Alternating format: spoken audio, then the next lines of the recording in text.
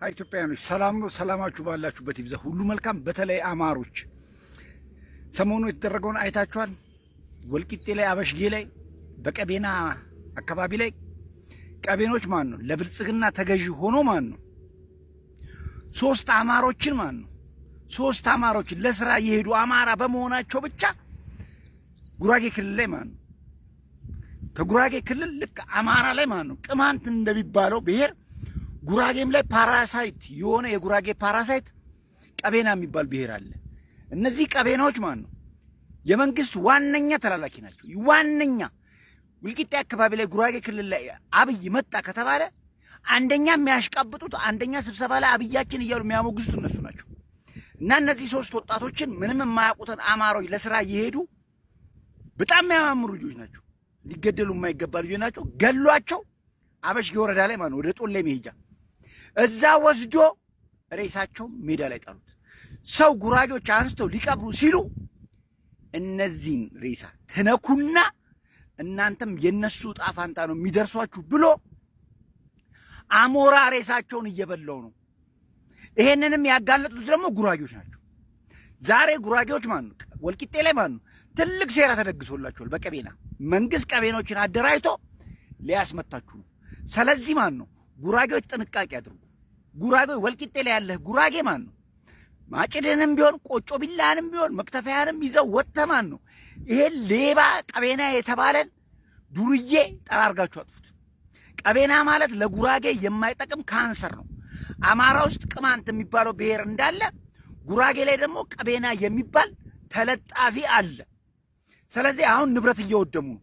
ብዙ መኪኖች እየተቃጠሉ ነው። ቀቤና እያቃጠለ ነው። ይሄም በምንድነው መንግስት እየደገፈው ነው። ስለዚህ ማን ነው በሄድክበት ቦታ አማራ ማን ነው በሄዳችሁበት ቦታ አማራ ስለሆናችሁ ብቻ ፋኖ እየተባላችሁ እየተገደላችሁ ነው። ስለዚህ አማሮች ላለመሞታችሁ አንዱኑ ባካችሁ። እኔ እኮ ለእናንተ ምክር መስጠት የምችል ሰው አይደለሁ። እኔ እኮ አንድ ተራ ጉራጌ ነኝ። ልንገራችሁ ግን አማራ ሲኖር ነው ኢትዮጵያ የምትኖረው። አማራ ሲኖር ነው ማተብ የሚኖረው። አማራ ሰው ይበላል ቡዳ ነው ተባለ። ዛሬ ግን ማን እንደሚበላ እያየን እኮ ነው። ሰው ማን እንደሚበላ እንደ በቆሎ እየተጠበሰ ማን እንደሚበላ ወጣትን ገሎ አይቀበርም ማለት ምን ማለት ነው? እነዚህ እኮ ነውረኛ ናቸው። ሰው እየነቀሉ ችግኝ የሚተክሉ ቆሻሻ ባለጌ እኮ ናቸው። ሰው እየነቀሉ ችግኝ የሚተክሉ ልንገራችሁ።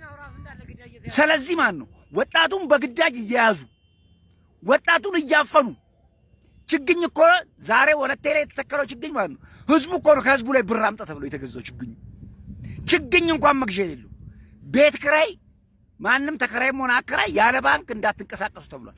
ባንክ ላይ ብሩን አጥልቶ ጨርሶታል። አብይ ጥይት መግዣ አድርጎታል። እነዚህ ነውረኛ ናቸው። ሀገር መምራት አይችሉም። ብልጽግና ሀገር አይደለም እድር መምራት አይችልም። ልንገራችሁ የብልጽግና ሰራተኞች እድር አይመሩም። ስለዚህ ጥንቃቄ አድርጉ። አማሮች በሄዳችሁ ቦታ ጥንቃቄ አድርጉ። ተደራጁ። አንዱኑ አንድ ካልሆናችሁ ማን ነው አማራ የሚባል ብሔር ነበረ ይባላል። ልክ እንደ ኩርድ ህዝብ ማን ነው ልንገራችሁ። ስለዚህ አንድ ሆናችሁ ጠላታችሁ ብልጽግናን ማጥፋት ነው ያለባችሁ።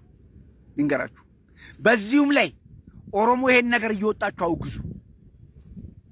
ኦሮሞ ሰው አይገልም በሉ። በእናንተ ነው እየተላከከ ያለው። ዛሬ እኮ እነዛ ቀቤናቸው የገደሉት አማራ ኦሮሞ ነው የገደለው እየተባለ ነው። ልንገራችሁ ግን ቀቤኖች እንደሆኑ እዛው ጉራጌዎች ናቸው ያወጡት መረጃው። እዛው ጉራጌዎች ሶሻል ሚዲያም ላይ የለቀቁት ጉራጌዎች ናቸው። ስለዚህ እነዚህ ወንድሞቻችን ነፍሳቸውን ይማር። ሬሳቸውን ግን ቀርጻችሁ አስቀምጡት። እዛ ወልቂጤ አካባቢ ያላችሁ ጉራጌዎች አሞራ እየበላቸው መሆኑ ሬሳቸውን ቅረጹና አስቀምጡት። እነዚህ ለአሞራ ስጋቸውን የሰጠ አካል ነገ ተራው እሱ ስጋው ለአሞራ ይሰጣል። አትጠራጠሩኝ። አገራችን ኢትዮጵያን ሰላሟን ያምጣልን፣ ሰላሟን ያብዛልን። እነዚህ ነቀርሳ ከኢትዮጵያ ያጥፋልን። የትግራይና የአማራ ህዝቦች አንድነት ትክክል እንዳልሆነና በመካከላቸውም ወልቃይትና ራያ መሰል ሌሎች ሁኔታዎች እንዳሉ የሚያብራሩ ሰዎች ትላንትና ኤርትራና ኢትዮጵያ በመቶ ሺዎች ደም ተፋሰው የባድሜና የሽራሮ ሁኔታም ሌሎች ፖለቲካዊ ጉዳዮችም በመካከላቸው ላይ ከፍተኛ ልዩነት የሚፈጥሩ ነገሮች እንዳሉና ከዚያ በኋላ አብይ ሲመጣ አብይና ኢሳያስ ተፋቅረው ኢትዮጵያና ኤርትራ አንድ ሆኑ ብለው ሲጨፍሩ የነበሩ ሰዎች ናቸው። በመቶ ሺዎች ወጣቶች የረገፉባቸው ወይም ደግሞ ያገዳደሉ ኢትዮጵያና ኤርትራ አንድ መሆን ከቻሉ አማራና ትግራይ ለምን አንድ አይሆኑም? የትኛውንስ ደም ተፋሰው ነው? አብይ አህመድ በሚመራው ጦርነት ውስጥ እንደመላው ኢትዮጵያውያን የአማራ አንዳንድ ተወላጆችን በጦርነቱ ላይ ተሳትፎ ይሆናል። ከዛ ውጪ ግን የአማራና የትግራይ ህዝብ ለህዝብ አልተገዳደለም፣ አልተጨፋጨፈም፣ ምንም አይነት ልዩነት የለውም። በጦርነቱ ወቅት እንኳን ተፈናቅለው የነበሩ የትግራይ ተወላጆች አማራ ክልል ውስጥ ነበር የነበሩት። የአማራ ህዝብ ነበር እጁን ዘርግቶ የተቀበላቸው። ስለዚህ በአማራና በትግራይ ህዝብ መካከል ምንም አይነት ልዩነት አልነበረም።